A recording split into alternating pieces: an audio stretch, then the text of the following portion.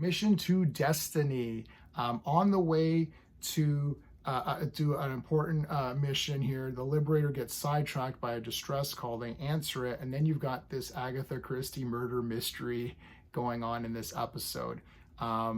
This is, of course, Blake's 7, Series 1, episode number 7. I really liked this episode. It was a bit...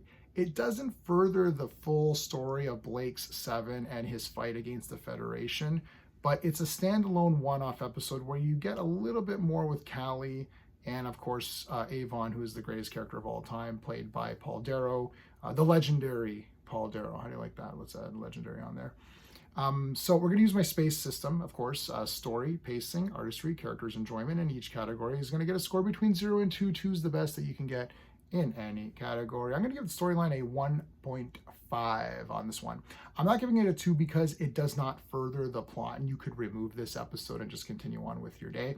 I would not suggest removing it because I still think the story was very, very, very good, which is why I'm giving it the 1.5.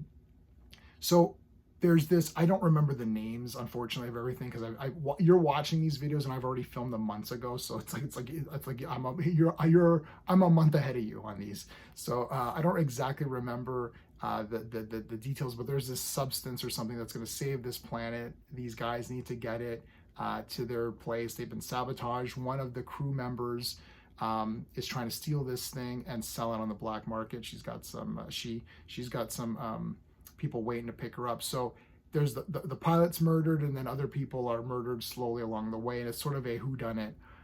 So Blake decides that he'll take this canister to the location, and then he'll leave Avon and Callie there. I love this. I really like the story. There's a couple of little flaws. I don't understand why. Man, maybe someone who's a Blake 7 person can explain this. I don't know why Blake didn't leave weapons. Like, he takes Callie and Avon's guns away. I don't understand why he did that. Like, shouldn't they be armed? Because you don't know what's going to happen once you leave. That was a bit of a flaw. I think they did that in order to not have any weapons there, but it just felt weird. I don't think Avon would allow to stay there unarmed. It's doubtful whether he would have even wanted to stay on at all, but at this point, he literally just says, I'm curious to see what's going on here, so I'll stay just to stay. Which, it's fine. That's the character. Callie's great in this one too. She's doing a lot of stuff. The guy who died, before he died in blood, he wrote out some numbers, which are not actually numbers, they're actually translated into letters, which spell out the killer's name, which is kind of neat. I find that out in the end. I like this one. Yeah, I thought it was really good, so 1.5. Pacing, I'm actually going to give the pacing, I'll also give the pacing a 1.5. It could have been slightly quicker. Once you start to figure out it's a whodunit, you're like, okay, I'm just waiting to see who's going to get revealed to be the killer. There was a couple of good twists and turns within the story, so overall, I still thought it was very good. It could have been a little bit tighter, that's all. The artistry, this is a tough one. I think I'll give the artistry a 1.5. It's mostly on the other ship, so it's just like a ship episode. It's just trying to figure out, and there's, the rooms are just kind of regular rooms. It looks okay.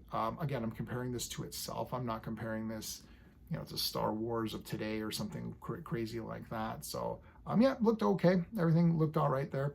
The characters, I'm going to have to give it a 2 out of 2 because I love Avon so much. He's on fire in this one. He's figuring shit out.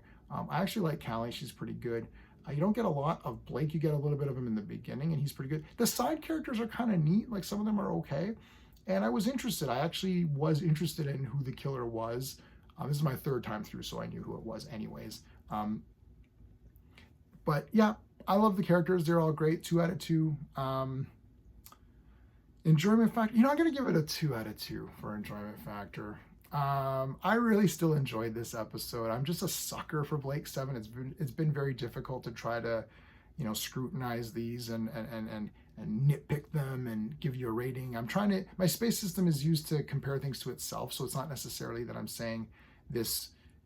I'm not saying this, like, I love Blake 7, it's my 3rd favorite show, so this episode of Blake 7, I'll take this episode versus anything of any modern show, right? But I have to compare it to itself. So the last episode was a 10 out of 10, super masterpiece. This one, you're giving it an 8.5 out of 10. Still an amazing high score. I still love this episode. It's great. Series 1 is pretty much almost just flawless. So 8.5 out of 10. Great episode. Standalone episode, so it does lose a couple of points just for that, but still a lot of fun. And Avon is like on fire in this one. Great lines by Paul Darrow in this. And he figures everything out. He's the friggin' best. So there you go. If you like the video, please hit the like button, consider subscribing, and check out the playlist for my classic sci-fi shows. That's it. Until next time.